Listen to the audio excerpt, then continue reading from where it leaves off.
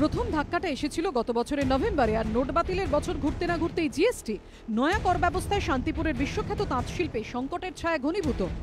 GST ফিএসটি চালু হয়েছে, বাবুরা বলছে যে মাল ফাল নেওয়া যাবে না। এবার সকালবেলা এসেছি, সকাল থেকে এসে বসে আছি। তাঁতের ব্যবসায়ীরা বলছেন, যে কর ব্যবস্থা চালু করে দেয়া হলো তারা এখনো সেটা বুঝে উঠতেই পারেননি। জিএসটি যে কি ট্যাক্স ফ্যাক্স কি বসাবে আমাদের কোনো ধারণা নেই, মাল পাঠাতে পারছি না। তার কত টাকা কি লাগবে, কি ট্যাক্স লাগবে, মাসে কবার জমা দিতে, কেউ বলছে 3 বার দিতে হবে, কেউ 4 বার দিতে হবে। তো আমরা মালটা বিক্রি করব না খাতা নিয়ে সারাদিন বসে থাকবো? তো ব্যবসা তো এমনি মার খেয়ে যাচ্ছে আমাদের। বাঁকুড়ার একটি ছোট কাপড়ের দোকান রয়েছে রাজীব রুদ্র। শনিবার শান্তিপুর গিয়েছিলেন শাড়ি কিনতে, কিন্তু বাছাবাছি শার্ট মাল পছন্দ করেও সেই শাড়ির গাঁট নিয়ে আর বাসে ওঠা হয়নি। মালপত্র দেখি বেছে রাখছি, এখন জানি না কিভাবে ট্রান্সপোর্টে যাবে। হয়নি তো ওই যে ধরুন আমরা 5 ঘন্টা টাইম লাগলো আমার আসতে, 6 ঘন্টা নিয়ার আউট। তো এখন এসে তো পুরো সব কিছু অনিশ্চয়তার মধ্যে আছে একদম। কলকাতার এই নামী বস্ত্র বিপণীও জিএসটি নিয়ে ঘোর দুশ্চিন্তায়।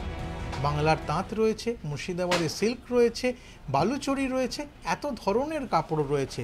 এই ধরনের কাপড়গুলোর ওপরে কখনোই কোনো ট্যাক্স এতদিন আরোপিত হয়নি, কিন্তু এই গতকাল রাত্রে জিএসটি চালু হবার পর থেকে কি পরিস্থিতি দাঁড়াবে তা নিয়ে এখনো পর্যন্ত গোটা শিল্পটাই একটা ধোঁয়াশার মধ্যে রয়েছে।